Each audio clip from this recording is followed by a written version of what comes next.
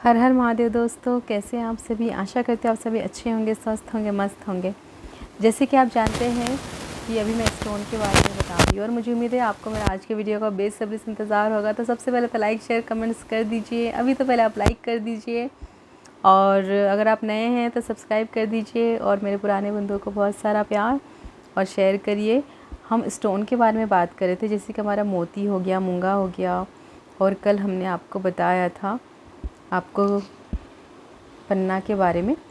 तो अभी आज का जो हमारा विषय है, आज का जो हमारा टॉपिक है वो है पर्ल, यानी कि मोती।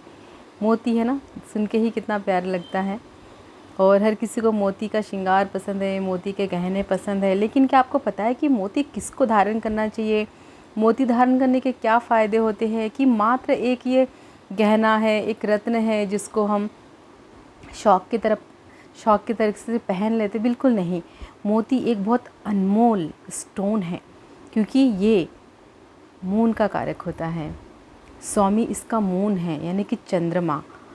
और चंद्रमा आप सबको पता है कैसा होता है उनका स्वभाव। लेकिन अगर चंद्रमा का ग्रह अगर आपका ख़राब हो ना, तो जीवन में आपका कोई भी कार्य नहीं बनेगा। सुनने में बहुत ही आसान सा लगता है कि मात्र एक मोती धारण करने से आपके जीवन में इतना सारा परिवर्तन हो सकता है। चलिए एक छोटी सी जानकारी जानते हैं, आखिर मोती किन राशियों के लिए सबसे ज़्यादा प्रभावकारी होता है। जैसे आप सभी जानते हैं कि कर्क राशि यानी कि कैंसर, जैसे कि जो लेटर होता है एच से होता है, डी से होता है हीना, और टॉनी जैसे कि एच से हो गया हनी एंड डॉनी तो इस तरीके से हो गया ड और ह, और इसमें बहुत सारी मात्राएं जुड़ जाती है, यानी कि एच और डी के लिए होता है कर्क राशि। और इनका जो स्वामी होता है वो चंद्रमा यानी कि मून होता है, और पर्याय इनको जो तरक्की करने में इनको तकलीफ़ देता है अगर इनका ही राशि इन पे अगर मेहरबान ना हो। तो इसको हम मेहरबान कैसे करेंगे? इसको मेहरबान हम मोती पहन कर करेंगे, सिंपल सी बात है। तो चलिए हम जानते हैं कि मोती के क्या फ़ायदे हैं और इसको हमें किस तरीके से धारण करना चाहिए, इनका जन्म कहाँ से हुआ, इसका मंत्र क्या है, सारे के सारे इसके लाभ और इसका सारा परिचय असली नकली कहाँ से ये आया है, पूरा का पूरे इसकी हिस्ट्री, इसकी पूरी जन्म जाति हम इसकी पूरी हम आज पंचांग निकालते हैं। तो चलिए मेरे साथ हम जानते हैं मोती के बारे में। मोती को चंद्र रत्न माना गया है। भिन्न भिन्न भाषाओं में इसके विभिन्न विभिन्न नाम होते हैं, जैसे कि मैंने आपको बताया भी, मोती, मुक्ता, शशि, रत्न तथा अंग्रेजी में इसे पर्ल कहते हैं।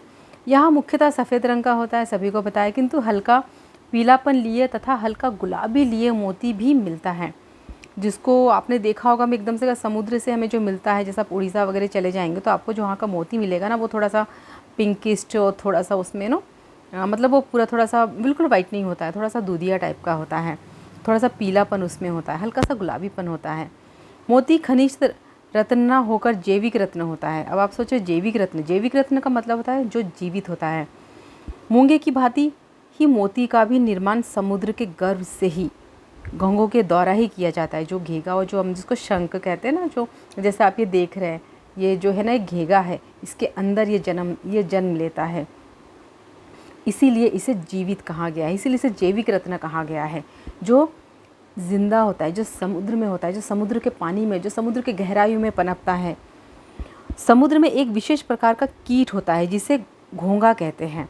यहाँ घोंघा नाम जीव शीप के अंदर रहता है। ये जैसे कि आप देख रहे हैं ना चित्र में, ये एक्चुअली मोती इसके अंदर पाया जाता है और समुद्र में इसके अंदर ही ये मिलता है। जीव शीप के अंदर रहने के कारण वस्तुतः शीप एक प्रकार से घेंगा का घर हो जाता है। विषय में कहा गया है कि स्वतः नक्षत्र में टपकने वाली बूंद जब घेंगा के खुले हुए मुख पर पड़ती है तब वहाँ मोती का जन्म होता है। घेंगा का जो मुख होता है ना, जब उस पर स्वाति ही नक्षत्र में टपकने वाली बूंद, एक नक्षत्र होता है जिसे स्वाति नक्षत्र कहते हैं, वो जब घेंगा के मुख जब खुला होता है और उसके अंदर जब वो टपकता है तो उसमें से मोती उत्पन्न होता है। तो सोचिए कितना ऊर्जावान और कितना ये दैव्य और कितना एनर्जेटिक होगा। मोती के जन्म के विषय में वैज्ञानिक धारणा यहाँ है कि जब कोई विजेतीय कण घोंगे के भीतर प्रविष्ट हो जाता है तब वहाँ उस पर अपने शरीर से निकलने वाले मुक्ता पदार्थ का आवरण चढ़ाना शुरू कर देता है और इस प्रकार कुछ समय पश्चात यहाँ मोती का रूप धारण कर लेता है। तो ये होगी हमारी मोती की हिस्ट्री की मोती अगर किस तरीके से बनता है। और ये चलिए हम जानते हैं कि ये कहाँ पे ज़्यादातर पाई जाती है। मोती जो है फारस की खाड़ी, श्रीलंका, बेंजुलुसिफा, मैक्सिको, ऑस्ट्रेलिया तथा बंगाल की खाड़ी में पाई जाती है। भारत में मोती दक्षिण भारत के तमिलनाडु राज्य के तूतुकोरन तथा बिहार के दरभंगा जिले में भी प्राप्त होता है। वर्तमान समय में सबसे अधिक मोती चीन तथा जापान में उत्पन्न है। चीन तथा जापान में मोती का विशेष प्रकार से उत्पन्न किया जाता है। फारस की खाड़ी में उत्पन्न जो मोती होती है वो बेसरा की मोती कहा जाता है। यहाँ सर्वोत्तम प्रकार का मोती होता है।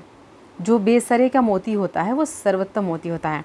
और इसके धारण करने से हमें क्या क्या लाभ होते हैं, चलिए पहले वो जान लेते हैं। मोती की प्रमुख विशेषता यहाँ है कि यहाँ हमें सर्वदा अपने प्राकृतिक रूप से ही प्राप्त होती है।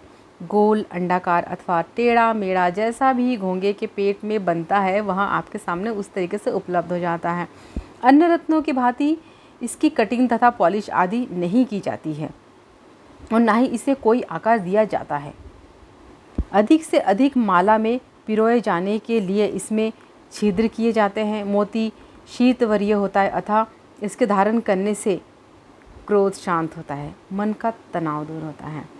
आप सबको पता है कि मोती हम इसीलिए धारण करते हैं क्योंकि सबका कहते हैं ना कि चंद्र, मून ये बेचैन रखता है मन को, अशांत सा रहता है हमारा मन, हमें बहुत क्रोध आता है। लेकिन चंद्र की प्रवृत्ति जो होती है वो शांत होती है, वो निर्मल होती है, वो बिल्कुल चिल होना चाहिए। और जब इसका विपरीत हो जाए तो वो हमारे लिए हानिकारक हो जाता है। तो जब आप मोती धारण करते हैं तो आपको स्वामी चंद्रमा का आशीर्वाद मिलता है, जिससे कि आपका जो क्रोध है वो शांत हो जाता है, आपका मानसिक तनाव दूर हो जाता है। इसीलिए आपने देखा होगा कि सब लोग, ज़्यादातर लोग मोती पहनते ताकि उनको क्रोध कम आए और उनका मानसिक तनाव दूर हो जाए। अब चलिए ये तो हो गया कि हमें मोती धारण करने से क्या क्या फ़ायदे होते हैं। अब जानते हैं कि हम मोती को कैसे पहचानें कि वो असली है। मोती में विशेष प्रकार का मोतिक चमक अथवा प्राजाय आभा होती है। इसकी चमक स्थायी होती है। मोती के आकार में भी उसकी परख की जा सकती है क्योंकि यहाँ गोल, बेडोल तथा टेढ़ा मेढ़ा भी होता है। इसका कोई कटिंग आदि नहीं की जाती है तथा अपने प्राकृतिक रूप में यहाँ उपलब्ध होता है। एक सिंपल सा है। मोती को किसी कपड़े पर रगड़ने से उसकी चमक में वृद्धि होती है। जब हम किसी कपड़े में रगड़ेंगे ना तो उसकी चमक कम नहीं होती और बढ़ता है वो। मोती तारे के समान प्रकाशमान, स्वच्छ, श्वेत और चिकना होता है। ये हो गई मोती की विशेषता कि मोती को हम कैसे पहचानेंगे। जैसे कि आप देख रहे कितना शाइन कर रहा है, कितना चमकदार, कितना लाजवाब है यार। मोती धारण करने की विधि, चलिए अब हम जानते हैं कि मोती को हम धारण कैसे करेंगे।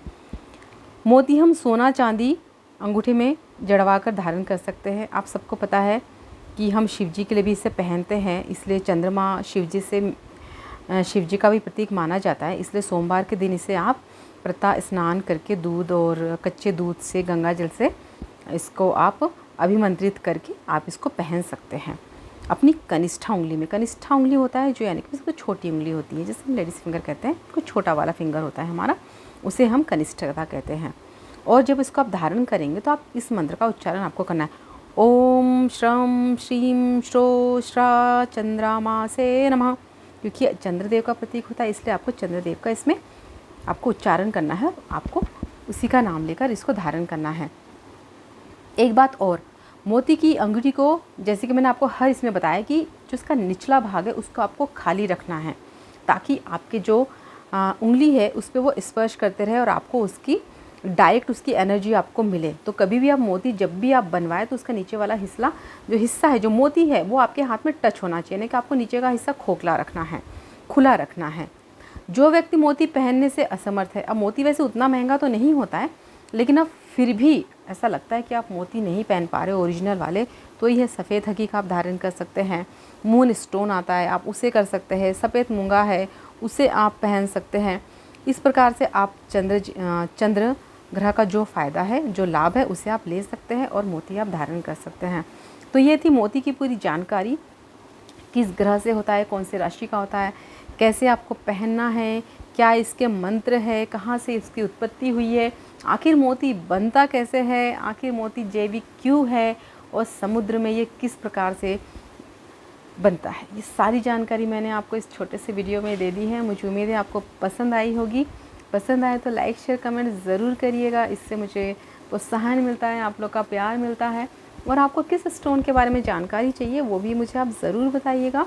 और अगर आपको हमारे द्वारा मोती चाहिए तो फिर आप हमसे जो अंत में नंबर दिया गया है, जो स्क्रीन पे नंबर है, उससे आप संपर्क कर सकते हैं। आपको हमारे पास से 100% असली मोती मिलेगी, ये हमारा दावा है आपसे। बहुत कम कीमत पे और बहुत अच्छी मोती आपको मिलेगी, और किस तरीके से धारण करना है वो सारी जानकारी आपको मिलेगी।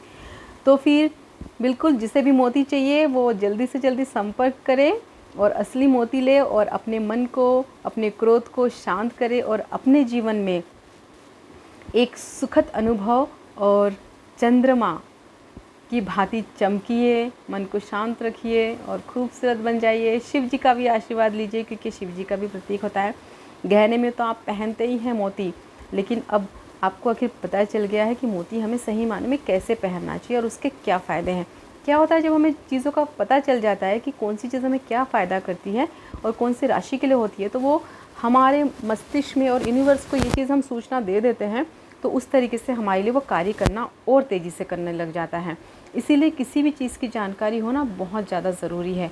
तो ये मोती की संपूर्ण जानकारी थी। मुझे उम्मीद है आपको पसंद आई होगी। खुश रहिए, मस्त रहिए और इसी तरीके से मेरे वीडियो को सराहते रहिए, देखते रहिए। जय माता दी, हर हर महादेव।